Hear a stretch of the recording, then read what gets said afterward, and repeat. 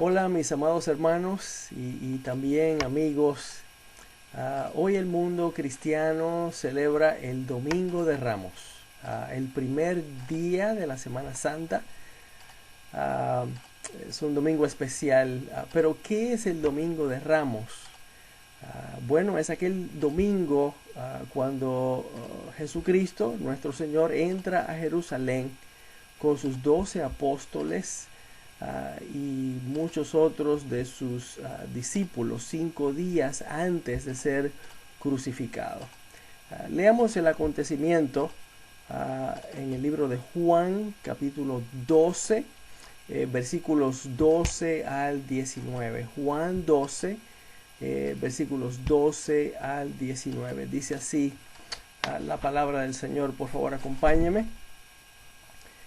Dice: el siguiente día, grandes multitudes que habían venido a la fiesta, al oír que Jesús venía a Jerusalén, tomaron ramas de palmera y salieron a recibirle, y clamaban: Hosana, bendito el que viene en el nombre del Señor, el Rey de Israel. Y halló Jesús un asnillo, y montó sobre él, como está escrito: no temas, hija de Sión, he aquí tu rey viene, montado sobre un pollino de asna. Estas cosas no las entendieron sus discípulos al principio, pero cuando Jesús fue glorificado, entonces se acordaron de que estas cosas estaban escritas acerca de él y de que se las habían hecho. Y daba testimonio a la gente que estaba con él cuando llamó a Lázaro del sepulcro y le resucitó de los muertos, por lo cual también había venido la gente a recibirle, porque había oído que él había hecho esta señal. Pero los fariseos dijeron entre sí: ya veis que no conseguís nada. Mirad, el mundo se va tras él. Hasta aquí la lectura de la palabra. Pero como ves, muchos lo recibieron al entrar a Jerusalén ese domingo, primer día de lo que celebramos nosotros la Semana Santa, ¿verdad? Examinemos cómo los que le recibieron, cómo los que estaban allí veían a Jesucristo. O sea, ¿quién era Jesucristo para ellos? Y hay diferentes personas allí que perciben a Jesucristo de forma diferente. Veamos, algunos lo veían como un libertador político. Recordemos que la nación de Israel estaba ocupada por el ejército romano y gobernada por el César romano desde Roma. Así que algunos creían que Jesucristo sería un líder revolucionario que traería libertad al pueblo de Israel. Otros lo veían como un profeta de Dios, así como Elías o Isaías, predicando al pueblo palabra de Dios. Unos pocos lo veían como el Mesías esperado, el Hijo de Dios que venía a salvar a Israel. Por otro lado, los fariseos y otros líderes religiosos lo veían como una amenaza al establecimiento religioso de esa época. Eso lo vemos también en el versículo 19. Eh, por eso estos líderes religiosos lo odiaban, tenían celos de él y querían hasta matarlo. Te pregunto, mi amigo, en esta hora, ¿cómo ves tú a Jesucristo? ¿Quién es Jesucristo para ti? ¿Es Jesucristo para ti simplemente un gran hombre, un filósofo, un gran profeta? O, ¿O lo ves como debes verlo? El Dios de gloria que se hizo hombre para morir en la cruz y así pagar el precio de nuestro pecado, que es la muerte eterna. ¿Lo ves como el Salvador del mundo, aquel que murió en la cruz por los pecados de todos? lo ves como debes verlo, tu Salvador personal, el que murió en la cruz pagando por tus pecados. ¿Cómo ves a Jesucristo? Porque es así como Dios quiere que veas a Jesucristo como tu Salvador personal. No, no así en términos generales como el Salvador del mundo, sino tu Salvador personal. Aquel que quiere darte perdón, quiere darte salvación, una vida nueva, aquí, ahora, y vida eterna con Él en el cielo después de esta vida. Eh, Mira, muchos piensan que al morir Jesucristo en la cruz, Él otorgó una salvación automática para toda la humanidad. Pero no es así. De acuerdo a la palabra de Dios, la Biblia, no es así. Te leo en Juan 3:16. Jesucristo mismo dice, porque de tal manera amó Dios al mundo que ha dado a su Hijo unigénito, para que todo aquel que en Él cree no se pierda, mas tenga vida eterna. No dice para que todos tengan vida eterna, sino que dice para que todo aquel que en Él cree no se pierda, mas tenga vida eterna. ¿Te fijas la diferencia? Aún otros personas que he hablado piensan que van al cielo porque son buena gente y no le hacen mal a nadie. Asimismo lo expresan, ¿verdad? Pero ¿qué dice Dios de eso? ¿Qué dice Dios de esta manera de pensar? Él es la autoridad en esto, así que es importante que veamos qué dice Dios. El apóstol Pablo lo explica muy bien en Romanos capítulo 3, versículos 22 y 23. Dice, por medio de la fe en Jesucristo, Dios hace justos a todos los que creen, pues no hay diferencia, escucha, no hay diferencia, todos han pecado y están lejos de la presencia gloriosa de Dios.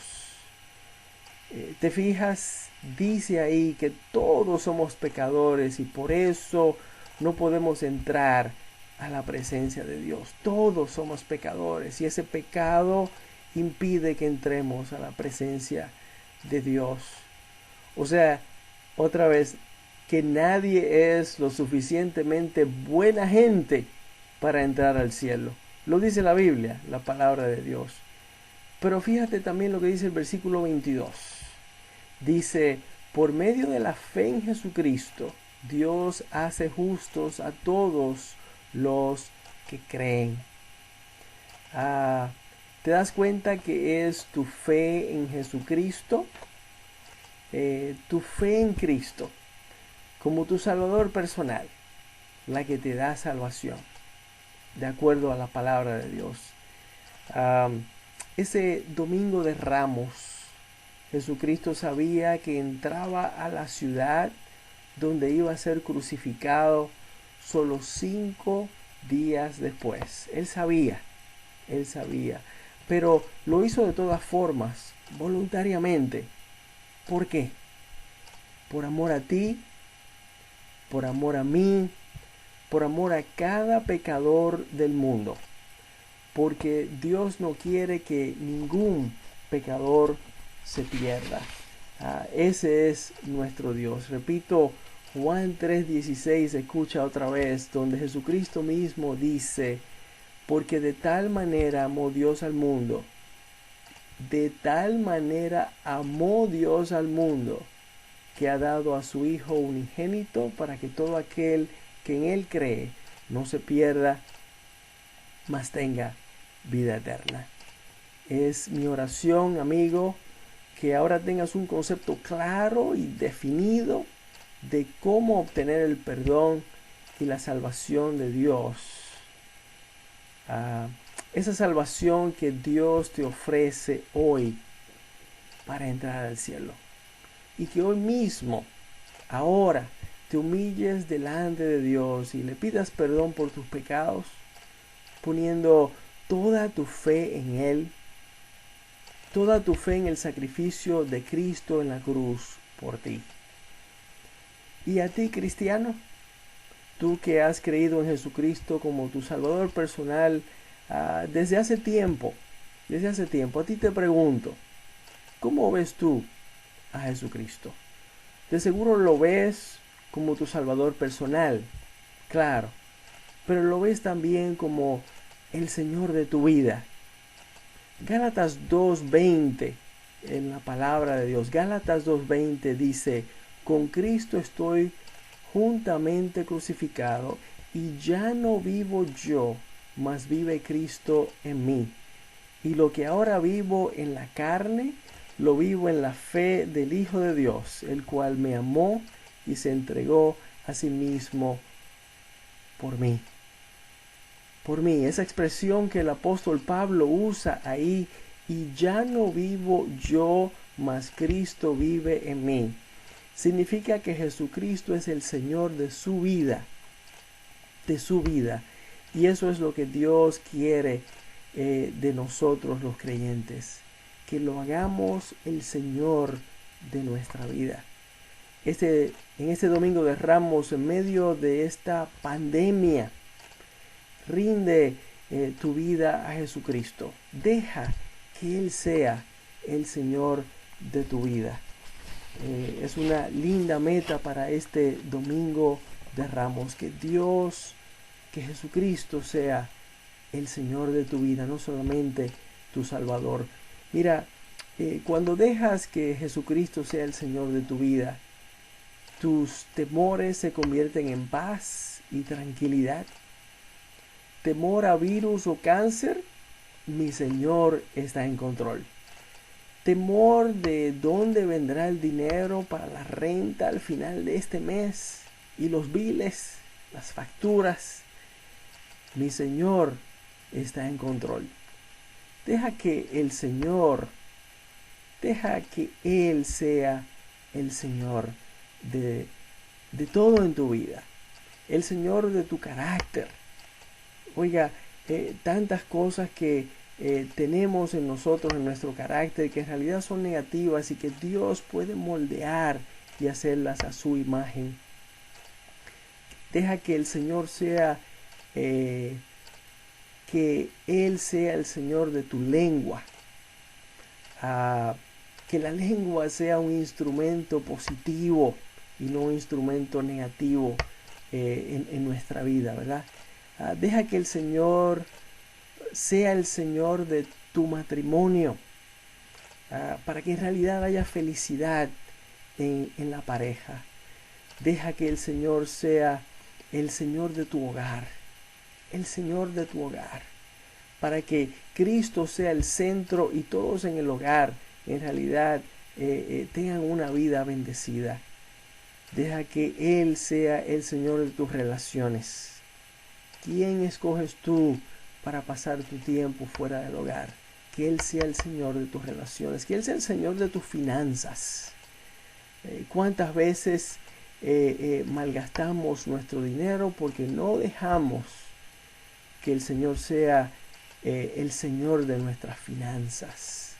Y a veces el dinero no nos da, no porque Él no provee lo suficiente, sino porque no dejamos que Él sea el Señor de la cartera, de la billetera, de nuestras finanzas, ¿verdad?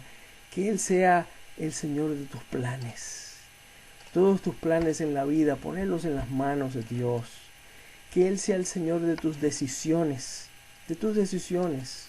La pregunta en ese aspecto es, ¿consultas con Dios antes de tomar cualquier decisión?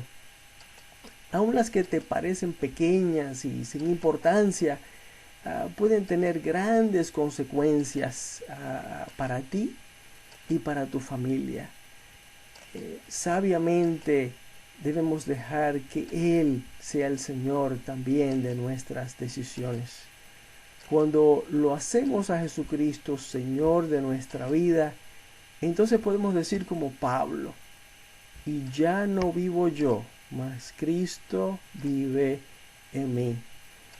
Solo cuando le haces al el Señor de tu vida, haces a Jesucristo el Señor de tu vida, experimentarás las ricas bendiciones que Él tiene guardadas para ti y para tu familia. Este domingo de Ramos es el principio de la Semana Santa. Que sea una semana donde nos acercamos a Dios más que nunca. Tendremos el tiempo, ¿verdad?, para orar, para abrir la palabra, para leerla, estudiarla, no solamente nosotros, sino con nuestra familia, nuestros niños. Hay tiempo, hay oportunidad. No desperdiciemos esa oportunidad que Dios nos está dando en medio de estos tiempos de prueba, tiempos de pandemia. Esta semana, que sea una Semana Santa especial. Más tiempo de oración, más tiempo de leer la Biblia y que crezcamos espiritualmente. Vamos a orar. Padre, gracias por tu palabra en el día de hoy. Gracias porque tú nunca te das por vencido. Siempre nos buscas. Siempre estás dispuesto a no solamente ser nuestro Salvador personal, sino también el Señor de nuestra vida. Gracias, Padre, por el sacrificio de Cristo en la cruz, por mis pecados, por nuestros pecados. Y darnos ese chance de tener una vida nueva, de tener perdón, vida eterna, salvación. Gracias, Señor. Y gracias porque a través de tu Espíritu Santo, del Espíritu Santo, podemos tener una vida victoriosa aquí en la tierra. Una vida que en realidad alumbra a los demás. Y todo por hacerte nuestro Señor también.